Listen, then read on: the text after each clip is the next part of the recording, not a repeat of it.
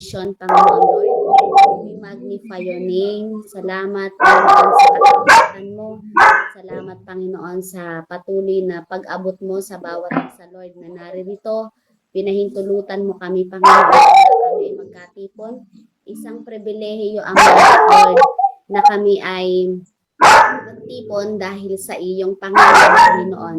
We believe that there is power in the name of Jesus. There is power in the name of Jesus. May ginagawa ka, Panginoon, sa mga oras na ito, Lord God. At patuloy, Panginoon, na masasaksihan namin, Lord God, ang fresh revelation through your word, Panginoon. Illumination, Panginoon, Lord God, ng iyong mga salita, Panginoon, ay patuloy na maranasan ng bawat isa na narito. Ikaw po, Panginoon, ang amin pong itinataas. Itago mo po ako, Panginoon, sa iyong buwan. Patuloy, Lord God, na gamitin mo po ako at ikaw ang maitaas, Panginoon. Pray, Lord God, sa mga kapatid ko na naririto, Lord. Patuloy, Panginoon, na mangusap ka. Ikaw ang magbigay, Panginoon, Lord God, ng rema sa kanilang mga puso, Lord God, na tatatak, Panginoon, Lord, in Jesus' name, Panginoon, because your word is active and alive, Panginoon, Lord. The moment, Panginoon, Lord God, na ito ay bumagsak, Panginoon, sa kalagitnaan namin, Lord, meron ka na pong ipinaranas sa bawat isa sa amin. We glorify your name, Ama. Lord, patuloy, Panginoon, na dadakilain ka namin sa mga sandaling ito, Lord. Let the freedom upon freedom be upon us, Panginoon, Lord God. Dahil alam namin, Panginoon, Lord God, na ang katotohanan, Lord God, ay magpapalaya sa amin, Panginoon. Salamat po, Ama. In Jesus' mighty name. Amen and amen. Ayan po. Tayo po ay dumako sa Judges or Hukom chapter 3 verse 1 to 6. Ayan. Ang nakalagay po dito, mga kapatid, itinira ang ibang bayan upang subukin ang Israel. Ayan, basahin ko po. Hinayaan ni Yahweh na manatili sa lupain ang ilang mga bansa upang subukin ang mga Israelitang hindi nakaranas makipagdigma sa Kanaan. Ginawa niya ito upang turuang makipagdigma ang lahat ng salinlahi ng Israel, lalo na ang mga walang karanasan sa digmaan. Ang mga naiwan sa lupain ay ang 5 lungsod ng mga Filisteo, lahat ng lungsod ng mga Kananeo, mga taga-Sidon at mga Hevita na nanirahan sa bundok ng Lebanon, mula sa bundok ng Baal Hermon hanggang sa pasong Hamat. Ginamit sila ni Yahweh upang subukin kung susunod o hindi ang mga Israelita sa mga utos na ibinigay niya sa kanilang mga ninuno sa pamamagitan ni Moises. Kaya nanirahan ng mga Israelita sa lupaing iyon kasama ng mga Kananeo, Heteo, Amoreo, Perizeo, Hivita at Jebuseo. Last verse, pinayagan nila ang kanilang mga anak na mag-asawa ng mga taga-roon at makisama sa paglilingkod sa mga Diyos-Diyosan. Amen. Purihin ko ang Panginoon sa kanyang salita. Ayan. Ito pong book ng Hukom.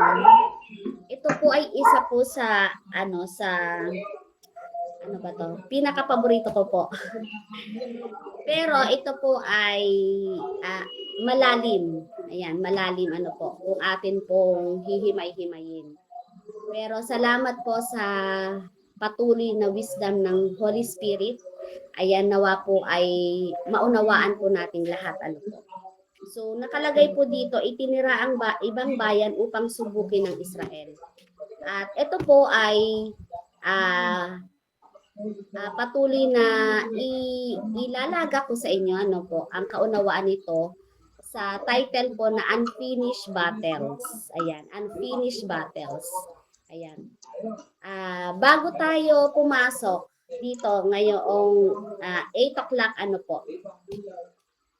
lahat ba tayo ay may mga naiwang mga trabaho or may mga naiwang mga gagawin pa?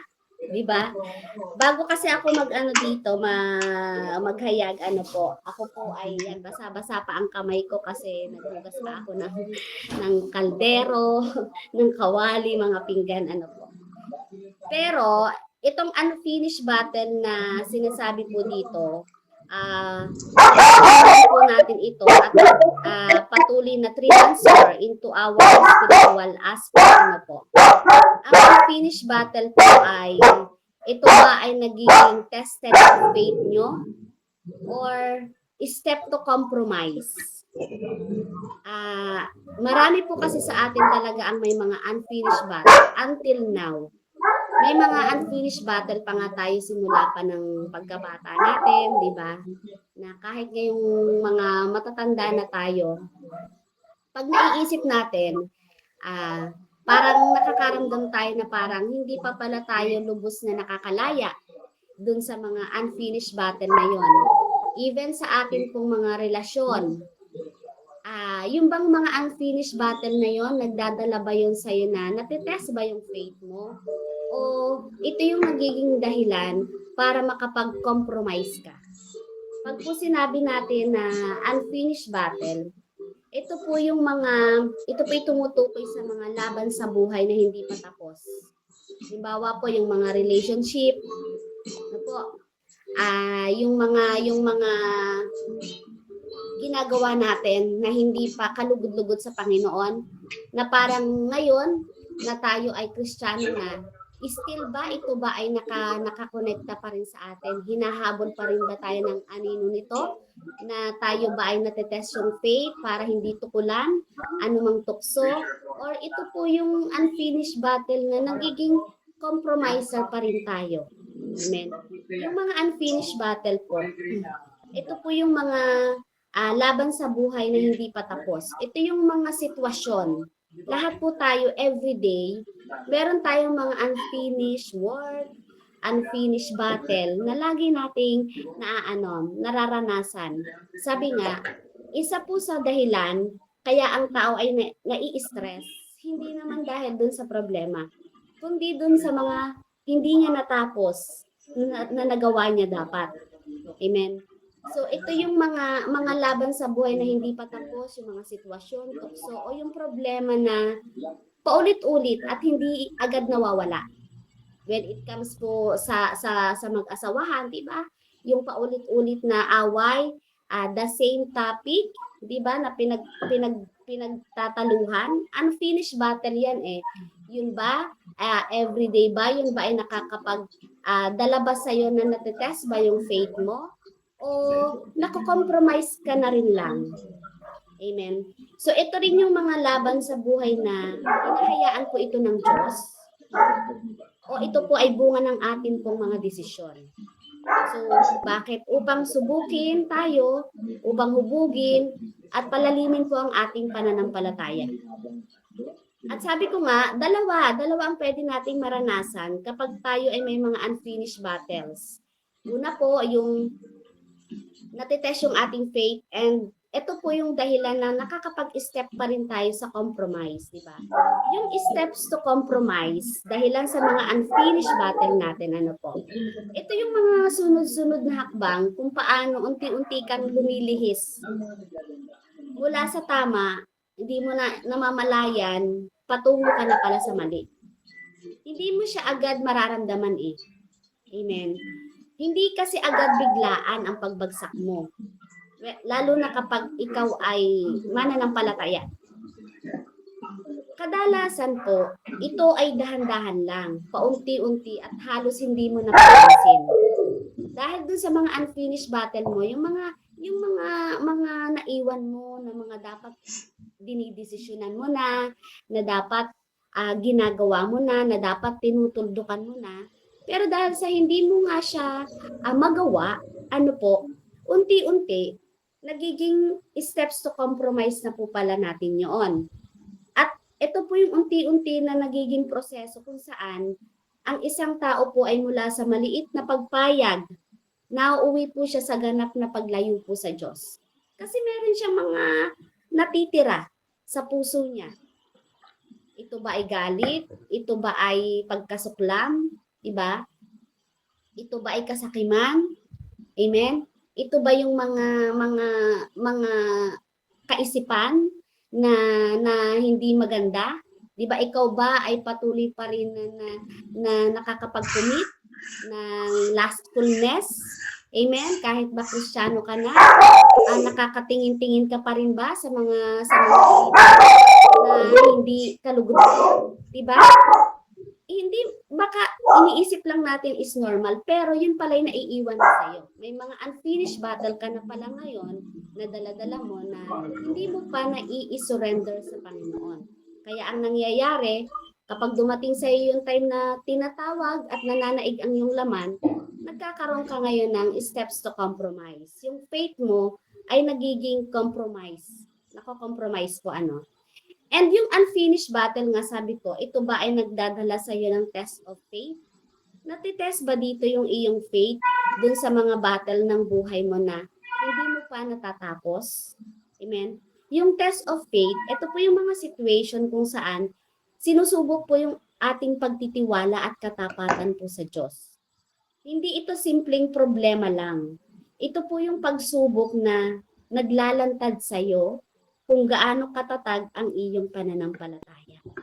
Amen. So dito po, sinabi po dito, a brief background lang po ng history at ng spiritual background na rin po ng Book of Judges. Ano po? Kung mapapansin po natin, nasa unahan po ng book yung kay Joshua. So dito po, makikita po natin sa book po ni Joshua, nauna po siya dun sa hukom. Sa book po ni Joshua, makikita natin dito yung transition, yung pagkapanalo nila, yung mga miracles, at lalo tigit yung divine intervention na nangyari po sa mga Israelites. Pero, naranasan na nilang tagumpay, naranasan na nila yung mga miracles, naranasan na nila yung divine intervention na ginawa sa kanila ni Yahweh. Pagdating po ng book ng Judges, pagdating po ng book dito sa hukom, bakit parang naiba? Bakit parang naging worse? Amen? So, wala pala yan sa wala pala yan sa nakamit mong tagumpay. Amen? Kasi dito, sa book ng hukom, makikita natin na nag-compromise yung mga Israelites. Kung saan, andun yung failure nila, hindi nila nasunod ang lahat ng pinapagawa sa kanila ni Yahweh, binasa po natin kanina. And then yung cycles, andun yung sin, and then oppression, cry, deliverance, and then kahuli-huli yan, back to sin na naman, di ba? Ito yung nangyari, pero bakit nauna yung nagkaroon na sila ng tagumpay naranasan na even yung mga miracles, divine intervention. Amen. Ano yung nangyari? Bakit nagkaroon ng ganitong compromising spirit pagdating na sa hukom? Ano po? So dito, sinasabi dito sa book ng Judges, hindi lubos na pinalayas ng Israel ang mga Canaanites. Amen. Pinili nilang makipamuhay kasama ang kaaway kaysa paalisin ito. Sabi kasi ni Yahweh, di ba? Huwag paaalisin na lang, pero mas pinili ng mga Israelites na makasama, makihalubilo yung mga Kananita. Ano po?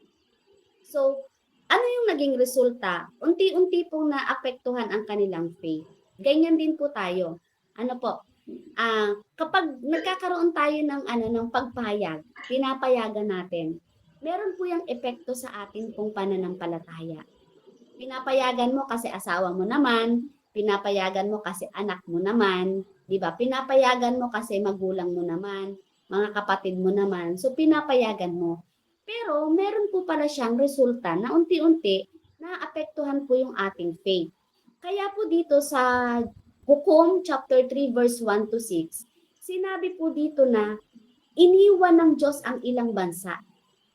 So intentional po ang Diyos na iniwan sa kanila yung ilang bansa. Ibig sabihin po ganyan yon, yung may mga unfinished battle tayo. Inaalaw ng Panginoon na meron maiwan sa atin, mga unfinished battle tayo. Bakit? Hindi dahil hindi niya kayang isolve. Hindi dahil sa hindi na tayo kayang pagtagumpayin ng Panginoon. Amen.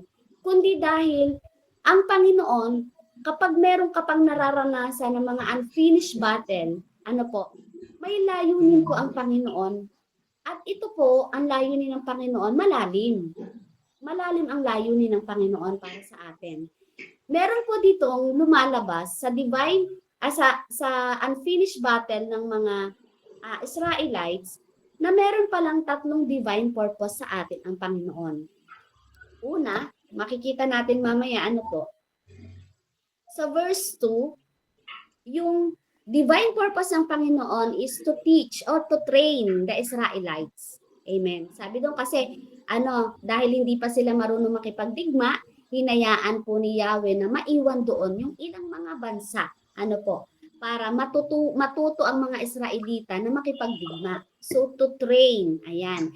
Sa verse 4 po, ang divine purpose po ng Panginoon para sa mga Israelites dito is to test. Diba? Para i-test, magiging tapat ba sila sa Panginoon? Amen? At doon sa verse 5 to 6 is to reveal. To reveal. Meron laging inilalantad sa atin ang Panginoon. Sabi ko nga, minsan, sa isang nanay na punong-puno ng ginagawa, di ba? Makaiwan lang yan ng isang labahin. Di ba? Ito ba ikinaiinit ng ulo mo? Di ba? O ikinatetest ng faith mo na humaba pa yung patience mo. Di ba? Kasi nakikita mo, may kasunod ka na namang gagawin, di ba? So sa atin, di ba, bilang isang mananampalataya, grabe po yung revelation lagi na ibinibigay sa atin ng Panginoon. Amen po. So dito, sabi doon, unfinished battles reveal incomplete obedience. Yun pala yun. Kapag may mga unfinished battles ka, nire-reveal yun na hindi ka naman kasi sumunod ng complete sa ipinagagawa sa iyo ng Panginoon. So ang mga laban na unfinished, hindi lamang po yan dahil sa plano ng Diyos. Minsan, ito po ay bunga po ng partial obedience po natin. Likas po sa atin, mga kapatid, na tayo ay susunod, pero makita mo na may resulta, di ba? Likas sa atin yan. And likas din sa atin na tayo ay susunod, basta may makita na tayo na provision. Amen? O kaya ay pabor sa atin ang sitwasyon. Amen? Pero hindi mo nakikita na through that, sa pamamagitan ng incomplete obedience mo, nagkakaroon ka na ngayon ng unfinished battle mo. Amen. So dito, sabi doon sa context ng Judges 1, hindi tinapos ng Israel ang utos ng Diyos. Sabi doon sa atin pong binasa. Hindi tinapos ng Israel ang utos ng Diyos. Ayan. Minsan, ito rin ay bunga ng partial obedience ng tao. Meron bang pinapatapos sa iyo ang Diyos? Na ikaw, na isinuko mo ang buhay mo sa Panginoon, meron ba siyang ipinapag-give up na sa iyo? Meron ba siyang ipinapatapos na sa iyo? Pero dahil sa hindi ka naninindigan sa faith mo, lumalabas ngayon, nare-reveal ngayon na ikaw pala ay nagiging incomplete na yung iyong pagsunod sa Panginoon. Amen. So dito makikita na ang partial obedience is still disobedience. Kaya ang unfinished battles po, minsan, bunga yan ng hindi mo tinapos sa pagsunod. Resulta ng compromise sa nakaraan. Amen? Kasi, alam niyo po yun, paulit-ulit mong nararamdaman. Mayroong something na paulit-ulit na nangyayari sa'yo. Kung mapapansin mo, nangyari na sa'yo 3 years ago. Diba? Pero, dahil sa hindi doon nireveal ng Panginoon sa iyo yung hindi ka sumunod ng complete sa ipinapagawa niya sa iyo. Amen? Still, ibinabalik ka niya. Ibinabalik ka niya sa unfinished battle. Kaya nga nangyari na ito dati sa akin, nangyayari uli. Huwag nating sisihin ang Panginoon dahil doon. Minsan nga, sabi ko nga, wala ng atin pong partial obedience sa Panginoon. Amen. So, resulta noon, nagiging compromise ka. Diba? Doon sa nakaraan mo. Ito yung mga example, halimbawa, sa practical po. Kasalanan na hindi mo tuloy ang tinigil. Akala mo ngayon na Kristiyano ka na, ang tatag-tatag na ng pananampalataya mo. kahit na nasa harapan mo na yung kasalanan, kagaya ng mga Israelites dito, pinayagan nila na manatili sa kanila yung mga dayuhan na may utos ang Panginoon na wala dapat matira doon. Amen. Pero dahil sa sila ay may partial obedience ang ginagawa nila sa Panginoon, hinayaan ng Panginoon na may maiwan or manatili sa lupain ng ilang bansa upang subukin ang mga Israelita. Amen. Tapos dito sabi doon, may mga relasyon ba na alam mong hindi tama, pero pinili mo ipagpatuloy? Alam mo yun, yung parang dadaanin ko na lang sa dasal. Yung ganyan. At yung mga calling na binibigay sa'yo ng Panginoon, pero hindi mo sinusunod. Kasi parang gusto mo pa ng mas marami pang proof. Amen? Gusto mo pang mas marami pang mga ebidensya bago mo sundin yung sinasabi sa'yo ng Panginoon. Unfinished battle po yan. Unfinished battle po. Kaya kung yun ay decision natin. Amen? Kaya bumabalik yung laban natin eh. Alam mo yun, kaya bumabalik. Mararanasan mo, maiisip mo, ang hirap-hirap mong maka-breakthrough. Amen? Ang hirap-hirap mong maka-breakthrough. Sabi kasi sa salita, nasa pagsunod ang pagpapala. Amen? Pero kung hinahayaan mo na may mga unfinished battle ka, unfinished calling, amen, ang Panginoon gusto niya, hakbangan mo ng pakonti-konti. Amen. Para matuto daw tayong makipagdigma.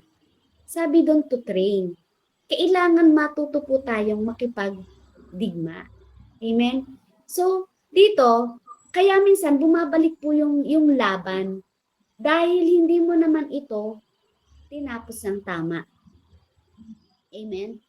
Ang dami ng ibinibigay sa atin ng Panginoon. Ang dami ng nire-reveal sa atin ng Panginoon. Ilang salita ng Diyos ang kailangan nating marinig. Amen. Para tapusin mo yung pinapatapos sa ng Panginoon. Kasi ang Panginoon, concerned siya sa atin. Pero hindi niya tinotolerate anuman yung mga desisyon na inaalaw natin sa ating sarili. Amen. So, kaya makikita mo, unti-unti bumabalik yung pagkainit ng ulo mo.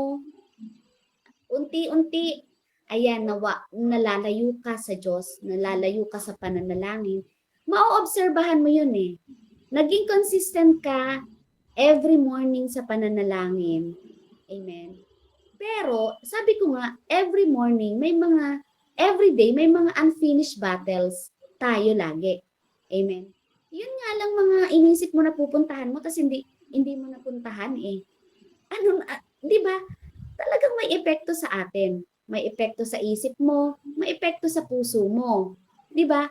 Kasi, kinabukasan, yun uli yung iisipin mo. Yun uli yung iisipin mo. Pero in our spiritual aspect, na-encourage tayo ng Panginoon na kung tayo may mga unfinished battle, baka nire-reveal sa atin na tayo po ay nagkakaroon ng incomplete obedience sa Panginoon. Amen. And then sabi dun sa verse 2, ginawa niya ito upang turuang makipagdigmaan lahat ng salinlahi ng Israel, lalo na ang mga walang karanasan sa digmaan. So dito, God uses battles to train a generation that didn't know Him. Diba? Bakit?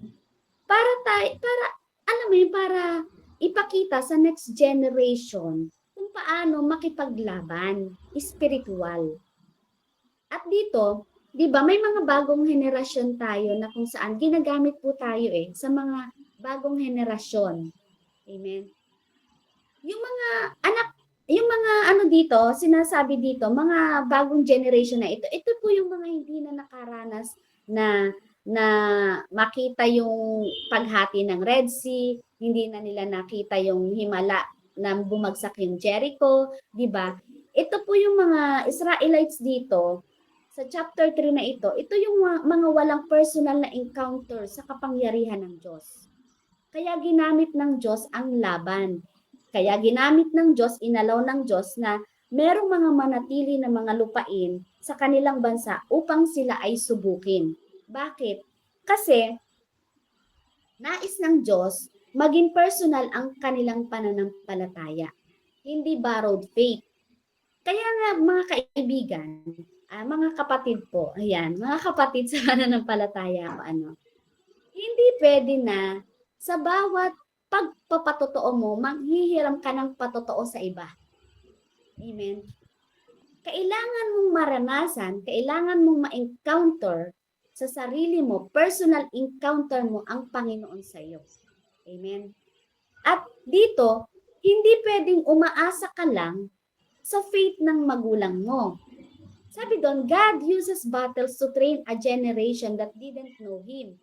So tayo, huwag kang papayag na hindi mo na e-encounter ang Panginoon every time na meron siyang nire-reveal sa'yo. Every time na may nakinig kang salita ng Diyos, may nabasa ka, sa pananalangin mo, may nire-reveal sa'yo ang Panginoon. Huwag mong papayagan na maiwan yun lang sa'yo. Amen? Gagamitin mo ngayon yung iyong pananampalataya to encounter the presence of God. Kasi yun yung magpapalalim sa'yo. Yun yung magiging armas mo. Amen? Para yung unfinished battle na katamaran mo sa pananalangin, katamaran mo sa pakikinig ng salita ng Diyos, di ba, matuldukan mo. Huwag kang papayag kasi kailangan meron kang decision. Amen? Huwag kang papayag na pinalagpas mo yung isang preaching na hindi mo na-reveal ang gustong ipagawa sa iyo ng Panginoon. Hindi mo naranasan, hindi mo naramdaman na meron palang challenge sa iyo ang Panginoon, di ba? Hindi kasi pwedeng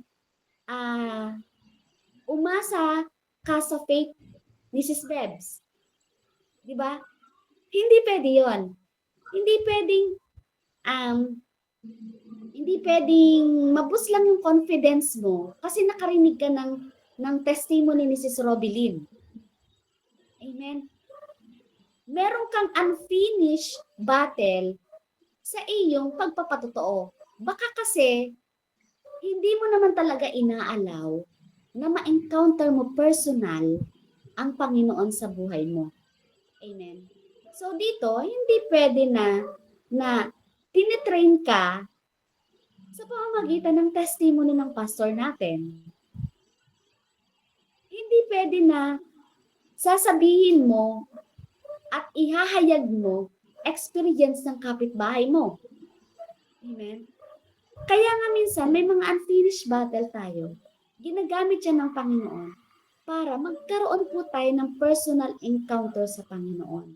Magkaroon po tayo ng personal faith, hindi borrowed faith. Sabi sa Psalm 34 verse 8, taste and see that the Lord is good. Ibig sabihin, kailangan mong ma-encounter, kailangan mong maranasan na ang Panginoon sa buhay mo ay mabuti. Amen? Kailan mo naranasan, kailan mo na naramdaman na, Lord, ang buti-buti mo? Yung personal po, nasasabi mo lang ba yan dahil nakapakinig ka ng testimony ng iba na grabing kumilos yung Panginoon sa buhay nila that time? Wow, ang buti naman ni Lord. Amen? Pero, sabi sa Psalm 34 verse 8, taste and see that the Lord is good. Amen? Hayaan mo na maramdaman mo, hayaan mo na malasahan mo ang kabutihan ng Diyos. Amen? Sabi pa doon, sabi ko nga, ano yung mga unfinished battles natin? Ito ba ay nagiging test of faith mo o steps to compromise? Tested faith exposes true faithfulness. Amen. Sabi sa sabi sa verse 4, ayan. Ginamit sila ni Yahweh upang subukin kung susunod o hindi ang mga Israelita sa mga utos na ibinigay niya sa kanilang mga ninuno sa pamamagitan ni Moises. So ang ginamit po dito ni Yahweh, yung mga pinanatili ni Yahweh sa lupain nila upang sila ay subukin. Amen? Ganyan din po sa atin. Ano po? So dito, ang testing, hindi para magkaroon ka lang ng information. Ay, napakabigat ng testing na ginawa sa kanya. Ano kayang klaseng testing yun?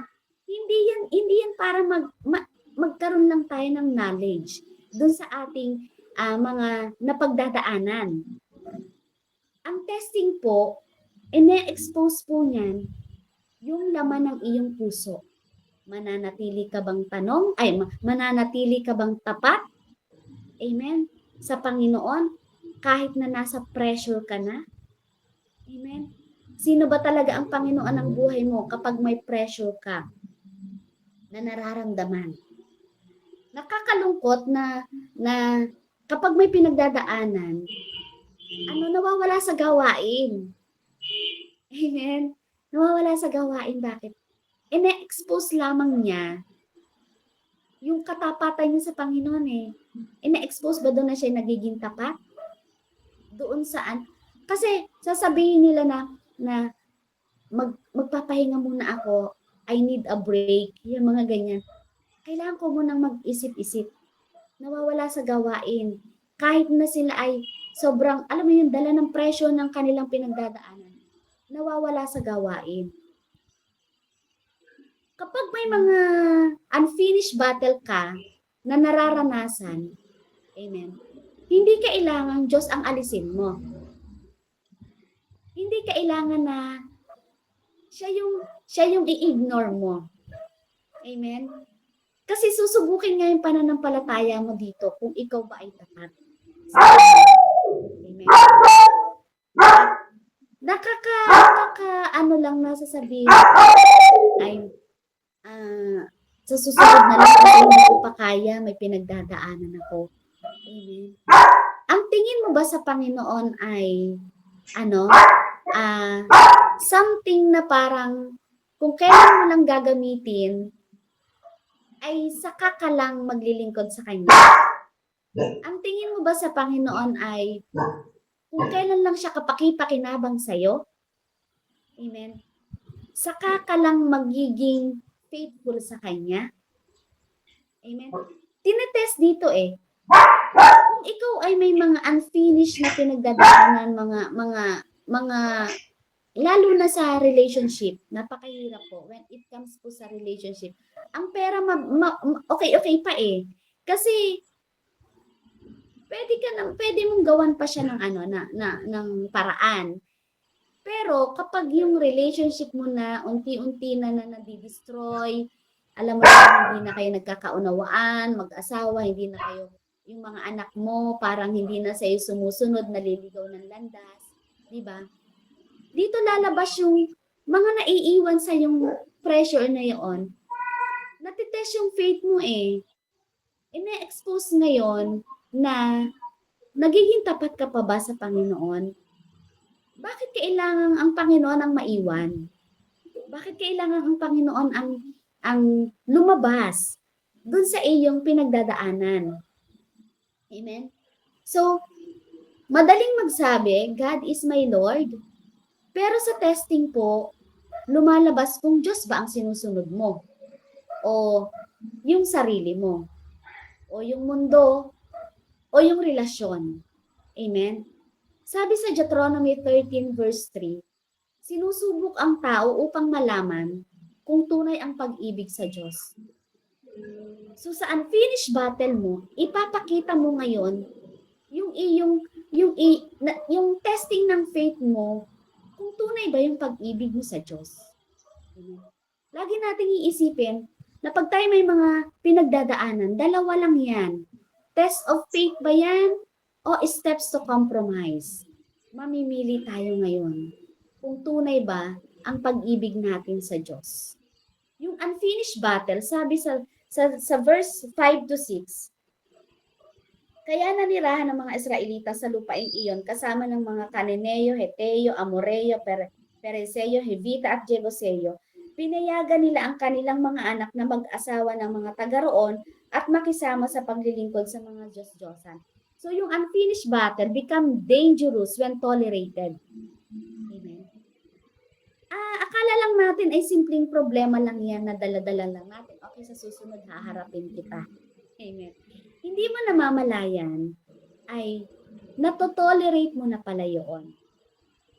Di ba dito, makikita natin, hindi agad nag-fail ang Israel. Unti-unti, nanirahan muna sila kasama ang kaaway, nakipagrelasyon, di ba? Hanggang sa yung iba sa kanila nag-asawa na, at sumamba sa mga idols ng mga napangasawa nila. At ito po ang pinakadelikado. Hindi naman ang presence ng problema, hindi naman ang presence ng kaaway, hindi naman ang presence ng bigat ng ating sitwasyon ang atin pong kalaban, kundi yung tolerance po natin sa kaaway. Amen. Yung presence, yung tolerance, yung influence, yung control, napupunta na po pala yun kung kanino ka na ngayon tumututok. Kung hindi mo lalabanan ang kasalanan, ikaw po ang lalabanan nito. Amen. Kaya minsan, yung mga unfinished battles natin, nagiging dangerous para po sa ating pananampalataya. Akala lang natin, dumadaan lang tayo sa mga simpleng pagsubok. Amen. Akala lang natin dumadaan lang tayo. Sabi doon, sa Romans chapter 6 verse 12, huwag paghariin ang kasalanan sa inyong katawan. Amen. So kung may mga natitira dyan na parang yung mga unresolved issues, di ba? I-let go mo na yan. I-let go mo na yan sa Panginoon kasi meron siyang epekto at impact pala sa ating pananampalataya. Amen. The real battle is not external. It's internal. Akala natin ang problema ng Israel dito ay yung mga lahi na nanatili para sila'y subukin. Pero ang problema ay yung puso ng mga Israelites na madaling compromise. Kagaya sa atin, di ba? Dahil minsan sa kabaitan natin, ayaw nating manakit. Amen? Hindi siya masama, pero wag naman po in a sense na itutuloy na natin yung mali nila kahit na po kitang-kita na natin ang kanilang mga pinagdadaanan. Meron po tayong magagawa. Meron tayong kailangan gawin. Pero, kino-compromise mo. Amen. Kino-compromise mo ngayon yung iyong faith. So, meron po yung deep spiritual truth sa atin. Hindi ka bumabagsak dahil malakas si Satan. Hindi yun. Bumabagsak ka dahil mahina ang commitment mo sa Diyos. Yun po yung pinakang dahilan kung bakit po tayo nagkakaroon ng compromising spirit. Walang lakas ang kalaban. Bumabagsak ka kasi mahina yung commitment mo sa Diyos. Subukan mo mag-commit ng wholehearted sa Panginoon. Subukan mong mag-commit na parang araw-araw, kinasasabikan mo na makita mo yung pangalan mo na naka-line up sa functionaries na yon. That is commitment. Di ba? Sabi nga, babagsak ka kapag hindi ka naging committed sa pananalangin. Babagsak ka kapag hindi ka naging committed sa salita ng Diyos. Amen. Hindi naman yun dahil kay Satanas Dahil po, mahina po yung ating commitment sa Diyos.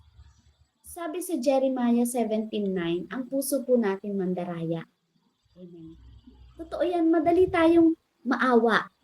Alam mo yun, kahit kaibigan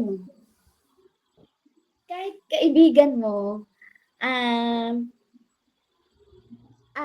darating yung time na parang dahil ayaw mong lumayo, pero andyan na yun. Kailangan na niyang marinig yung salita ng Diyos. Iko-compromise mo ngayon. Amen. sino yung iyong inaano, sino yung hinahabol mo? Yung bang kanyang yung kanyang sasabihin sa yung pagturing ba niya sa o hinahabol mo yung katotohanan galing sa Panginoon? When we are committed to the word of God, hindi ka babagsak at iko-compromise mo yung iyong pananampalataya. Ito po pasintabi po sa aking asawa, Kasi po, bago po, last year siguro yan, alam naman ng asawa ko yun na, nung bago po ako mag Bible, inaabot ko po yan, yung hipag ko, yung panganay na kapatid ng asawa ko, and yung aking bilas, kapatid na, kaming tatlo, naggawa ko ng GC, kaming tatlo, every Friday, sabi ko mag-Bible tayo. Nakailan na kaming Bible, lumalalim ng aming mga pag-uusap. Ano po.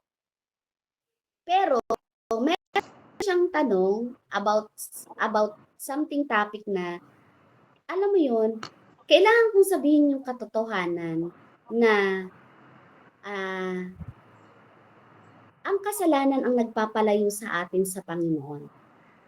At hindi aksidente na marinig mo ito para manatili ka doon sa kasalanan. Narinig mo itong mga word na naririnig mo kasi gustong pumasok ng Panginoon doon sa sitwasyon mo. Gusto ko niyang pumasok doon sa nararanasan mo. Amen. And to the point na itinigil niya yung aming pagbabible. Pero, glory to God, kasi nakita niya, tumawag siya sa akin, napaka-consistent ko raw sa aking ginagawa. And that is commitment. Kung ikaw ay committed sa Panginoon, consistent ka sa iyong ginagawa. Amen. Hindi yung close mo siya pero alam mong nalulugmok na sa kasalanan. 'Di ba? Hindi mo sasabihin sa kanya ang totoo. Pero dito sa mga binabible mo na hindi mo alam mo naman kahit magalit sila, sasabihin mo sa kanila kahit masaktan sila. Hindi ganoon. Dapat consistent ka when we are committed sa ating Panginoon. At sa pamamagitan naming mag-asawa sa pag-abot namin sa kanila. Last year po ay dito rin nag-birthday yung ate niya at naisama po namin siya sa church at napatanggap po namin sa Panginoon. Amen. Glory to God kasi hindi ka mai-stress. Alam mo yun? Hindi mo iisipin na, ay nagalit sa akin si ate, baka ganyan kung ano na namang sabihin sa akin. Hindi eh. Hindi. Tinuldukan mo kasi sa pamamagitan ng salita ng Diyos yung sitwasyon na yon. And salamat sa Panginoon, di ba? Dahil, sabi ko nga, there is power in the name of Jesus. At ang salita ng Diyos, di ba, kumakatawan talaga yan. Si Jesus mismo yan. So, ang salita ng Diyos is active and alive. Pag narinig mo ito ngayon, kumikilos yan ngayon sa'yo. So, depende na lang ngayon kung paano mo tatapusin yung gabing ito. Di ba? Kung paano mo naramdaman yung presensya ng Panginoon sa'yo. Magbabaraw ka ba sa pananampalataya ng iba? Magbabaraw ka ba sa faith ng iba? Amen? O nanaisin mo na personal faith, personal encounter ang maramdaman mo ngayong gabing ito. Tinapos mo yung unfinished battle. Hindi mo man masabi sa amin ang mga problema mo, pero may tinapos ang Diyos ngayong gabing ito. So, kailangan mo rin na magdesisyon. Diba? Kailangan ng complete obedience, hindi incomplete obedience. Diba? Partial obedience is still disobedience. Ay, sa susunod na linggo na lang baka naman medyo maiba yung preaching. No! No, mga kapatid. Mauulit yan. Sabi ko nga, mauulit at mauulit. Amen. So dito, sabi doon, ito po palang kapag tiningnan natin into theological synthesis, ito po palang hukom ng 3 verse 1 to 6, makikita po natin ang dalawang sitwasyon. Una, makikita natin dito sa unfinished battles ng mga Israelites, yung God's sovereignty. Ginagamit niya kahit ang kaaway para sa kanyang layunin. Ganyan po kataas, ganyan po kalawak. Amen? Ang kapangyarihan ng Panginoon, ang kanyang sovereignty. Ganyan po kalawak. Kahit kaaway, kayang gamitin ng Panginoon para sa kanyang layunin. Kaya wala pong kapangyarihan ang kaaway sa atin. Amen? Ano pa yung pangalawang nakita natin dito? Kung ang Panginoon, yung God's sovereignty, ginagamit niya kahit ang kaaway para sa layunin niya sa atin, ano po? Pangalawa yung human responsibility. Meron po pala tayo as human responsibility. Responsibilidad po natin na sumunod at manatiling tapat. At ito pong dalawa na ito, mga kapatid, kapag po nagsanib itong God's sovereignty at human responsibility, kapag nag-meet ang dalawang ito, dito po nabubuo ang tested faith natin. So ang unfinished battles, meron siyang dalawang possible na dahilan. Una, nagkaroon ka ng unfinished battles, training yan sa'yo ng Diyos. Yun na nga yung tested of faith. Pangalawa, may unfinished battles ka. Hinahayaan mo kasi yung compromise mo sa tao. At minsan, nagiging pareho yun eh. Nagiging pareho natin nararanasan yun kapag may mga unfinished battles po tayo. So dito, may laban ba sa buhay mo na hindi mo pa tinatapos? Ang tagal ng panahon, andyan pa rin sa'yo. Amen. May kasalanan ba na tinotolerate mo kahit ikaw ay nasa Panginoon na? Paano mo ngayon nire-reveal? Paano mo ngayon ina-expose yung puso mo sa Kanya? Ito ba yung hinahayaan mo na lang muna kasi alam mo naman na mauunawaan ka ng Panginoon? Amen. Tinotolerate mo ba yan? Dahil ang feeling mo, ang tatag na ng pananampalataya mo. Amen. May area ba na hindi ka fully obedient sa Diyos? May area ba? Sa tatlong tanong na ito, pasok din po yun sa akin. May laban ba sa buhay mo na hindi mo pa tinatapos? May kasalanan ba na tinotolerate mo pa rin? O may area ba na hindi ka fully obedient sa Diyos? Ito yung kasalanan, mga kapatid, na baka ngayon nasa entrance ka pa lang. Pero kapag hindi mo tinapos yan ngayon, sooner or later, di ba, ikababagsak mo yun. Baka ngayon, patikim-tikim, alam mo yun, pasilip-silip, alam mo yun, nasa entrance ka pa lang, tinatolerate mo pa. Pero I tell you po, na kapag hindi mo yan tinapos, hindi mo dinesisyonan, darating ka sa dulo niyan. Amen? Alam mo na yung dulo niyan. At huwag mong sisisihin ang Panginoon, bakit ka pinabayaan. Amen? Huwag pong ganon. Amen po? So dito, sinasabi doon, ang laban na hindi mo pa tinatapos sa obedience ay babalik bilang testing pa rin ng iyong faith. Itetest ka uli. Amen? At ang laban na hinahayaan ng Diyos ay hindi para sirain ka, kundi para patunayan kung sino talaga ang sinusunod mo. Amen. So ngayon po, mga kapatid, hanggang dito na lang po muna. Napakasimple lang po. Lahat po tayo may unfinished battle. Every day mararanasan natin 'yan. Pero ano yung na-expose sa'yo nun? Magagalit ka ba? Magrereklamo ka ba? Tatalikod ka ba sa Panginoon? Amen. Simpleng pangungumusta sa'yo pag nawawala ka sa gawain, simpleng pangungumusta sa'yo ng kapatid. Hindi para ikaw ay konsensyahin. Amen? Hindi yun eh. Para ipakita sa iyo na naririyan ang Panginoon sa pamamagitan ng kapatid mo iyon. Amen po. So, laging may pagtatapos eh. Ikaw, anong nararamdaman mo kapag nag-uusap kayo pero hindi naman tinapos sa'yo yung pinag-uusapan nyo? Alam mo yun? Di ba pa ulit-ulit ang tanong? Halimbawa, entrance. Alam mo, may sasabihin sa'yo. Ano yun? Kasi ganito kasi yun, hanggang sa ilang minuto, ay ano nga yun? Tapos sasagot ulit, ay ano nga? 'Di ba? Nakaka-irita yung gano'ng kausap. Amen? Simple lang yun, practical nating nararamdaman. Alam mo yung may kailangan siya sa'yo, magsasabi siya sa'yo, pinaligoy-ligoy ka na. Hanggang sa hindi pa niya tinapos-tapos kung ano ba talaga yung gusto niyang sabihin sa iyo. Eh kung gawin sa atin yun ng Panginoon, di ba? Saan tayo pupulutin ngayon? Pero salamat, mabiyaya ang Panginoon. Salamat sa grasya ng Panginoon. Kahit paulit-ulit tayo na hindi sumusunod, palagi pa rin na meron siyang nire-reveal sa atin na, anak, tapusin mo ito. Amen. Kasi hindi pwedeng kalahati banal, kalahati makasalanan. Dahil wala naman pong langit-langitan. Amen.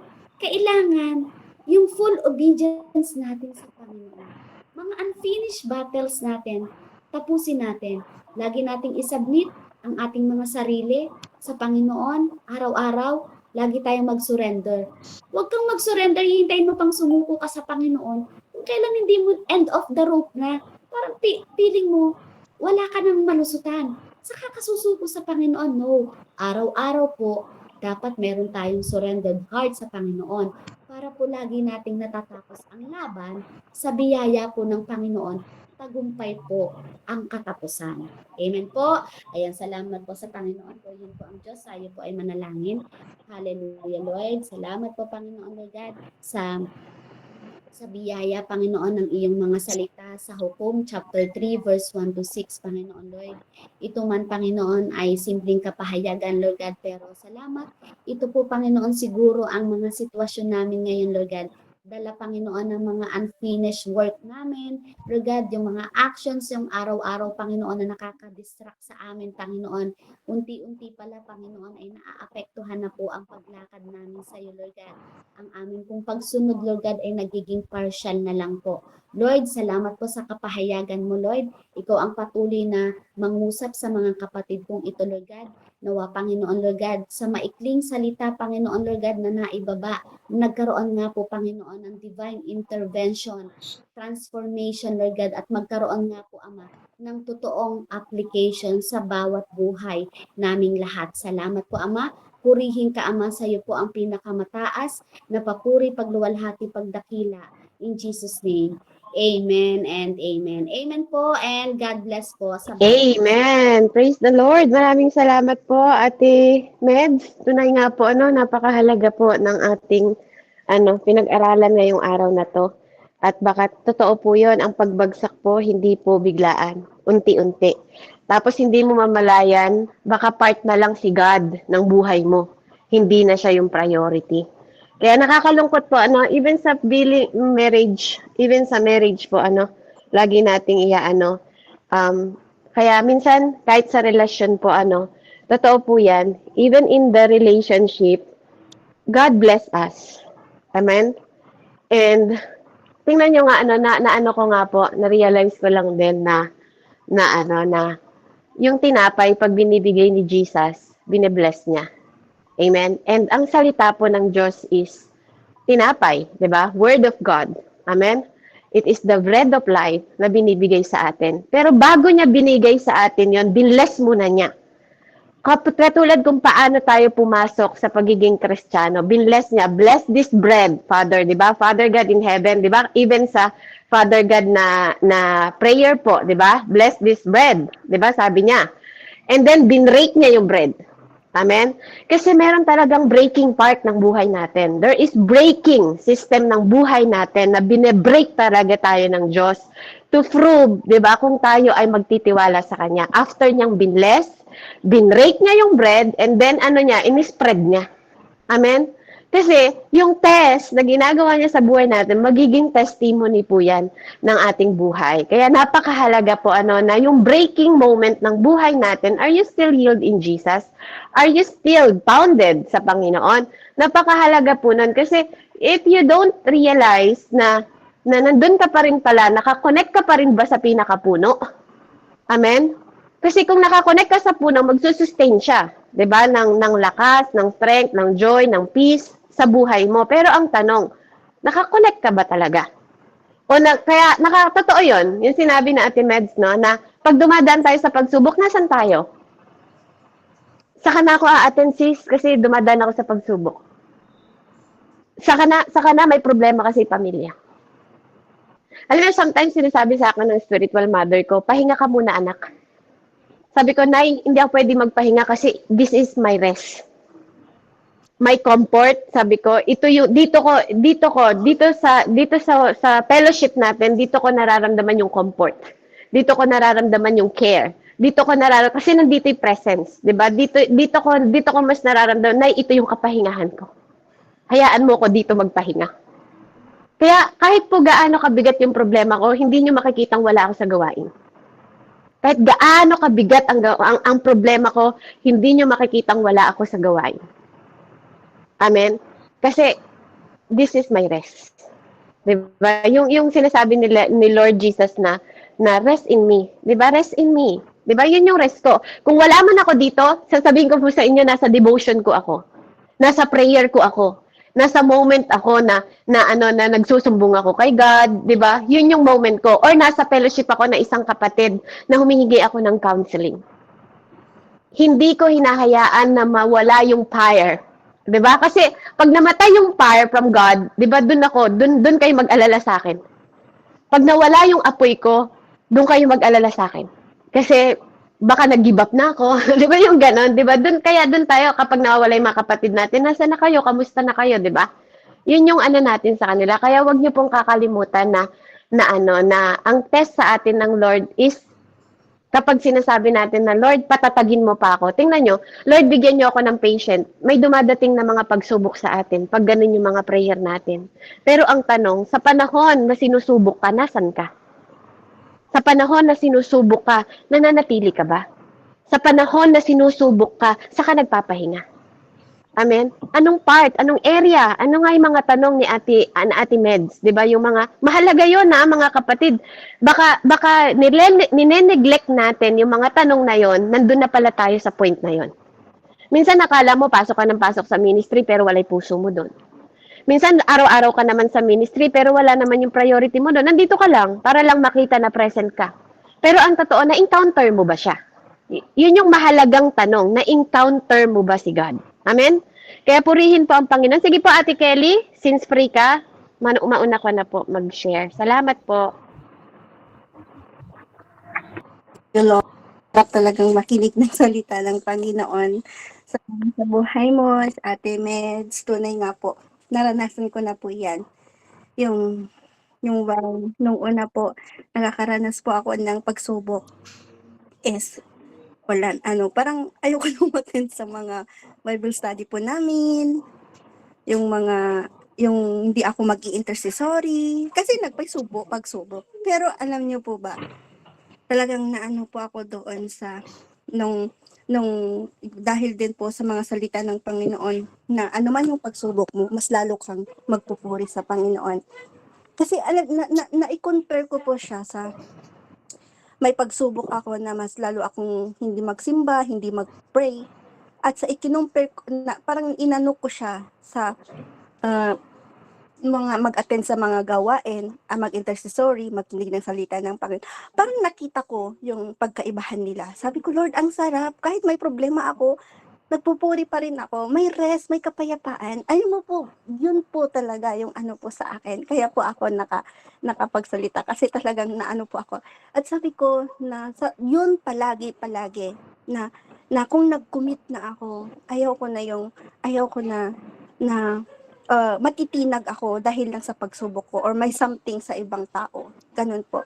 Yung pinapaalala ng Panginoon sa akin, alam mo anak, parang ganun po, alam mo anak, kung ikay magtatampo sa kanila, hindi ka nakadirekto sa akin, parang hindi ka nakatingin sa akin. Sabi ganun ng Panginoon sa akin.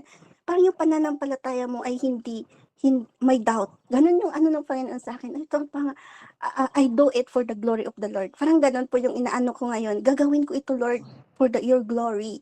kahit nasasaktan ako, Lord, sa mga samahan ko, I do it for your glory, O Lord God. Nagpupuri pa rin ako sa iyo. Ganun po ako.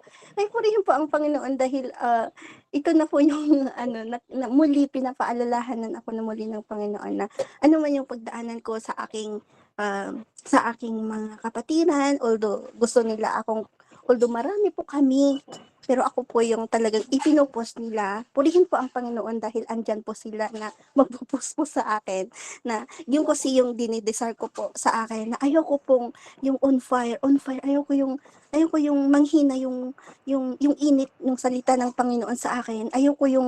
Naranasan ko na kasi yung na parang nawala yung init tapos matamlay na ako ganun. Ayoko po yung kaya lagi ko pong pinapanalangin sa Panginoon, Lord, on fire, gusto kong on fire. Ayoko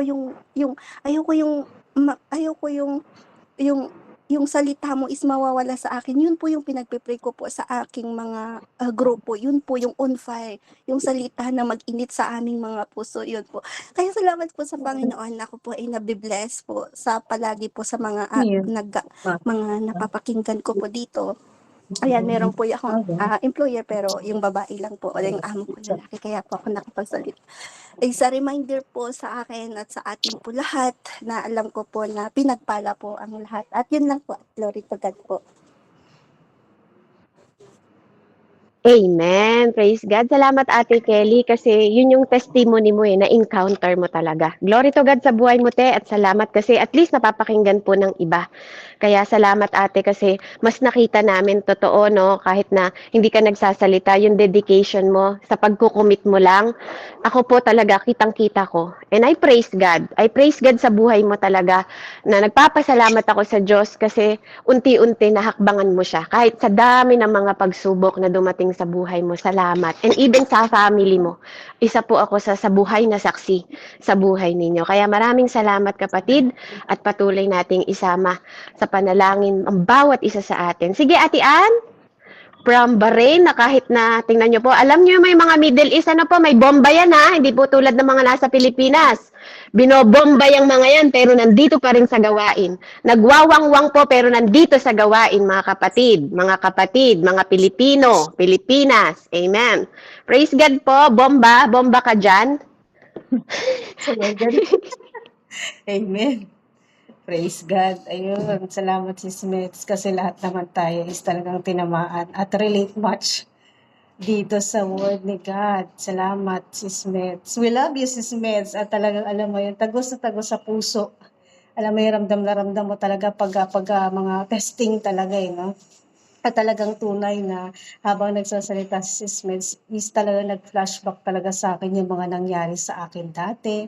Alam mo yun na dumadaan talaga sa testing. Yung pala yung ano, yung mga pagsubok is talagang tinatawag tayo ng Panginoon para alalahanin. Anak, nandito ako. Pero tayo dahil na mahina ang faith, yun nga, mahina ang faith, yun yung word na talagang nag-focus tayo dun sa problema. Minsan, alam mo yung unfinished battles, totoo yun, na talagang alam mo yun, na pag dumadaan tayo ng testing, nagko-compromise talaga tayo. Alam mo yun na gusto mo, parang hindi mo alam kung paano solusyonan yung problema. Kaya yung parang nag-focus ka doon sa problema, hindi mo alam gagawin mo. So ngayon may mga offer ang paligid na talagang ano yun na igagrab mo. Kasi hindi ka komportable doon sa sitwasyon, di ba?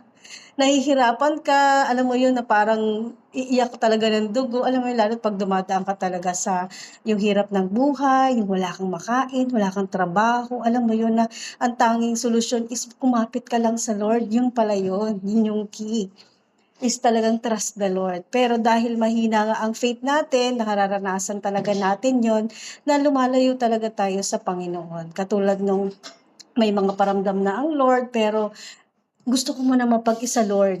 Yung ganon, yun ang nasasabi mo. Gusto mo munang namnamin yung mga problema mo. Gusto mong isipin ano bang solusyon kasi kinakaya mo nang mag-isa. Alam mo yun?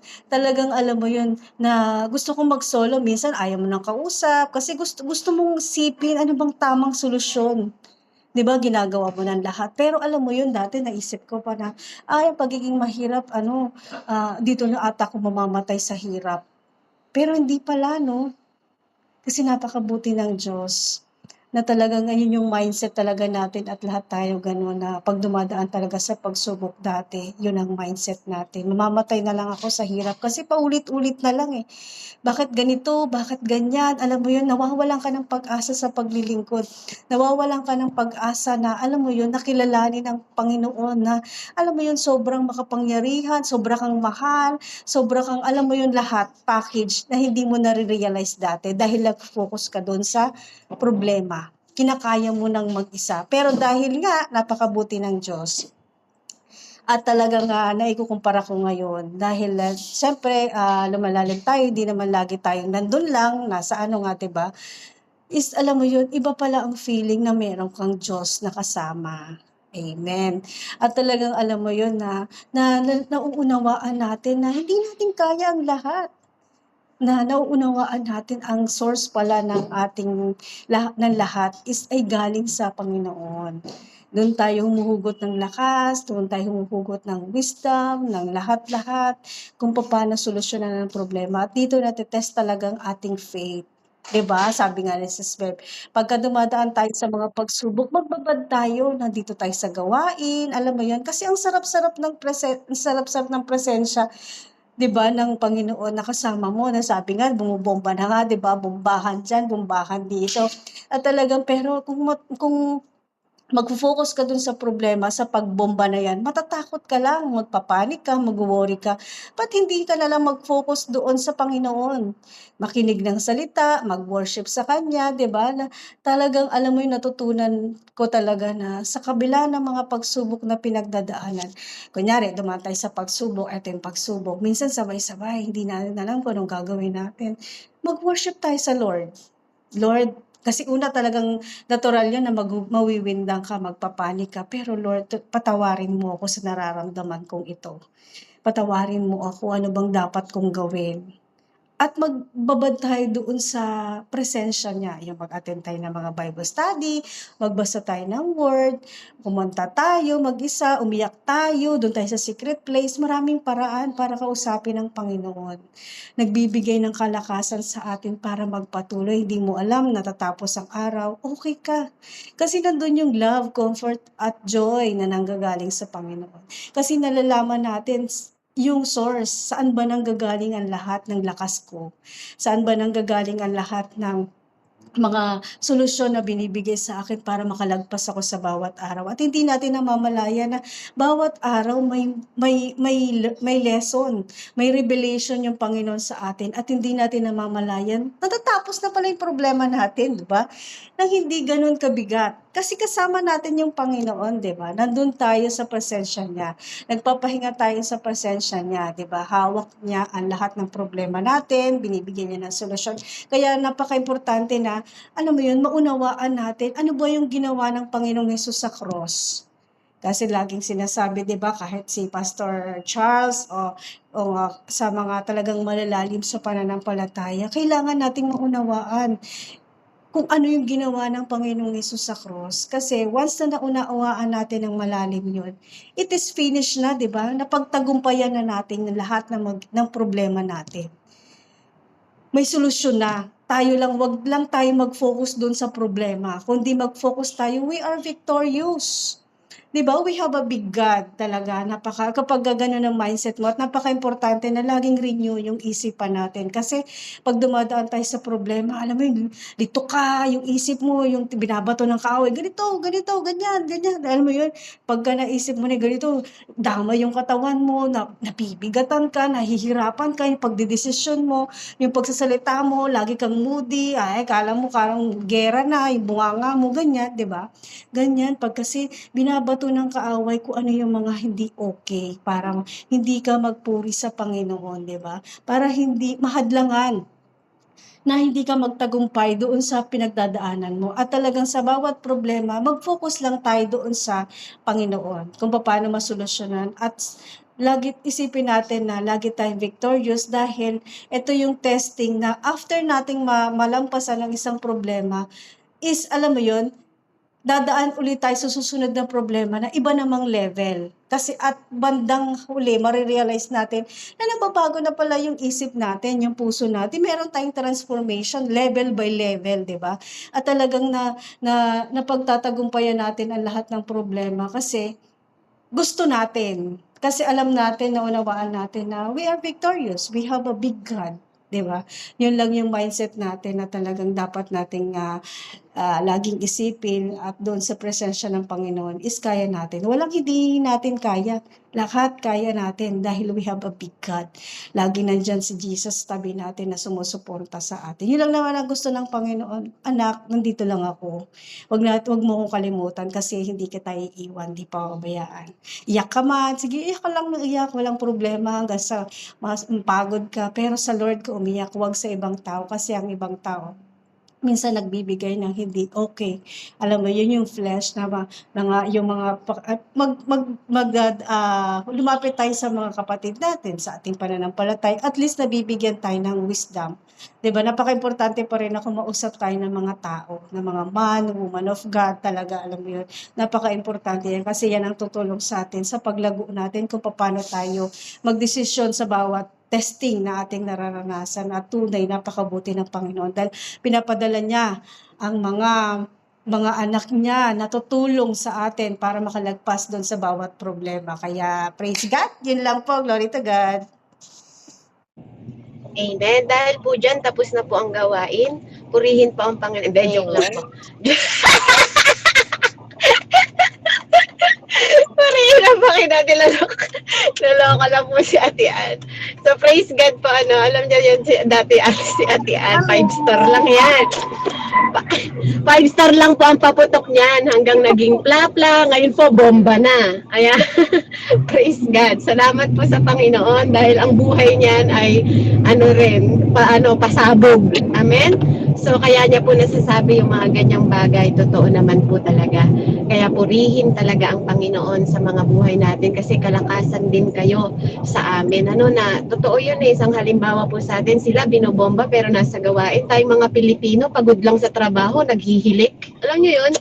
Kaya, maging inspirasyon yung mga OFW natin na hindi tayo tinatorture pa ng Diyos, mga taga-Pilipinas, para hindi pa natin nararanasan yung nararanasan nila. Pero, yun nga, kunin man tayo ng Panginoon, at least nasa presensya tayo ng Diyos. Amen?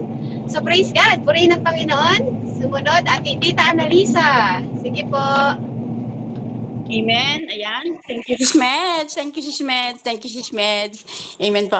Sobrang maganda yung nakaka-bless po ang mensahe. Isang pagpapaalala din po sa atin. Parang ako ay tinamaan din po sa mensahe kasi parang nitong mga nakaraang araw po talaga ay may mga gawain akong hindi ko nagawa. Kasi nga, para akong sisisan. Wala ako sa Middle East pero daig ko pa rin ang binomba po sa naging karanasan. Daig ko talaga ang binomba.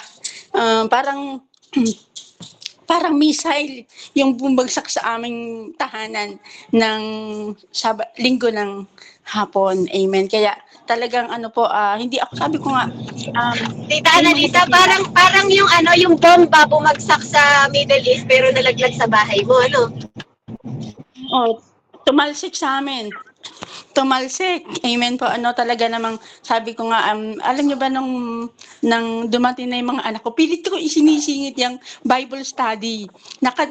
Naririnig ako pero nagmi-meeting kami dito sa bahay po. Nandito ako sa kapatid ko kasi mula po Sabado ng gabi ay dito na kami, Linggo ng gabi dito na ako nakitulog sa bahay po ng kapatid ko. Wala po kami sa bahay namin. Ang aking Biblia ay sinunog po ng anak ko. Yung mga gamit ko sa pagdi-devotion ko po ay wala dito sa akin sa bahay, sa tinitiran ko po. Ako yung nakikituloy po ngayon sa kapatid ko. Pero yun po, sabi ko nga, hindi man ako nakapag-preside doon po sa isang gawain namin. Meron akong mga mensahe na hindi ko nagawa mula Monday to to Thursday kanina nagawa ko po awa ng Diyos at parang hindi ko kayang tiisin na wala po magme-mensahe ng Friday nagawa ko na kanina, pero yun nga sabi ko ay wala man ako pero alam ng Panginoon ano po yung bakit hindi ko nagawa. Alam niya, nakikita niya na gusto kong nakikinig ako bagamat ang dami po talagang dapat kong desisyonan na hindi ko madesisyonan kasi isinasaalang-alang ko yung kapakanan ng anak ko, kapakanan ng apo ko, kapakanan ng mga anak ko, yung pong ganon na hindi talaga ako makapag-desisyon fully. Na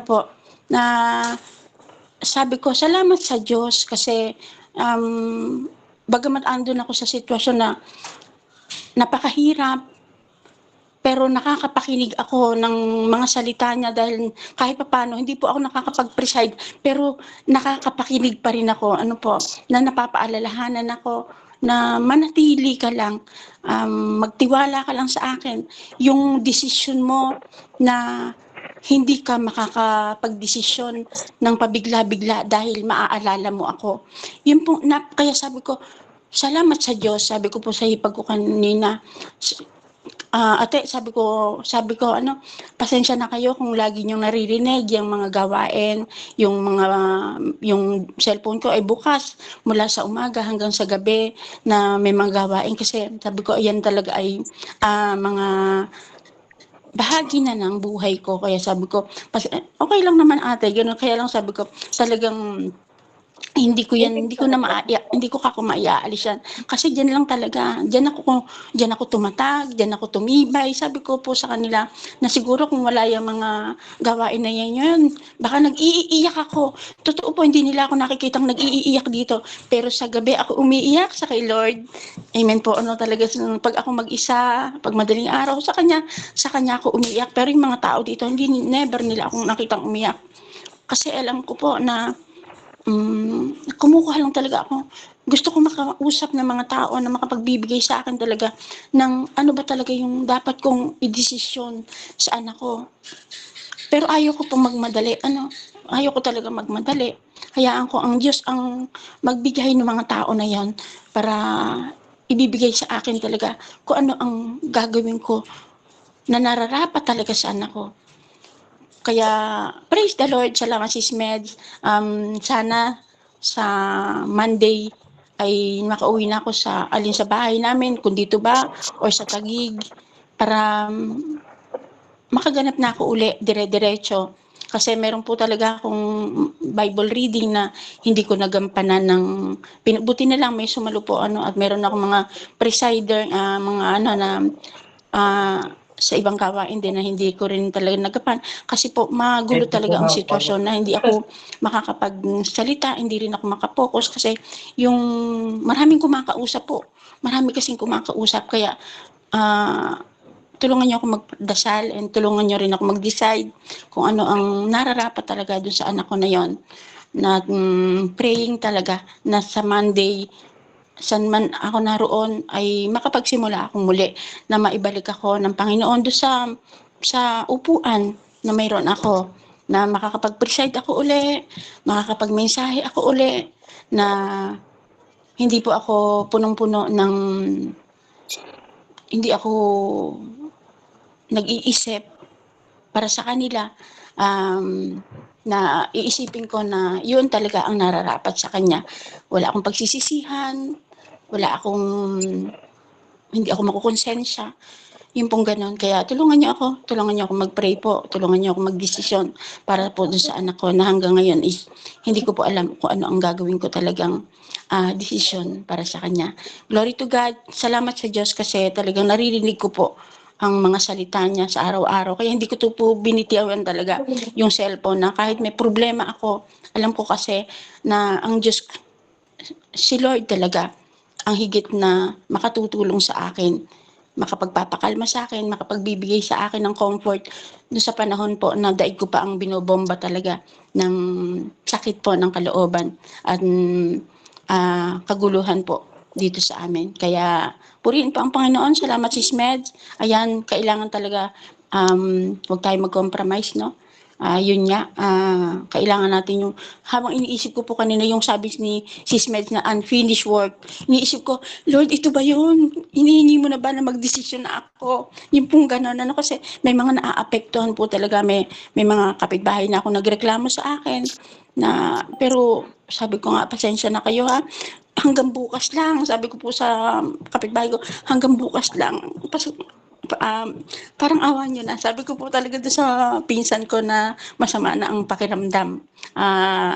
Medyo galit na po. Galit na rin po ano. Kaya, ayun, tulungan niyo ako. Sis Beb, Sis Meds, tulungan niyo ako magdesisyon po para doon sa anak ko. Purihin po ang Panginoon. Thank you, Lord. Ako'y patuloy pa rin nagpapasalamat po sa Panginoon. At sabi nga, magpasalamat sa Kanya sa lahat ng panahon. Amen po. Glory to God. Thank you, Sis Meds. Amen po. Amen. Praise the Lord. Salamat po. Thank you, Ate Tita Annalisa. So, ano ba yung decision mo? Yan pa rin po bang ano?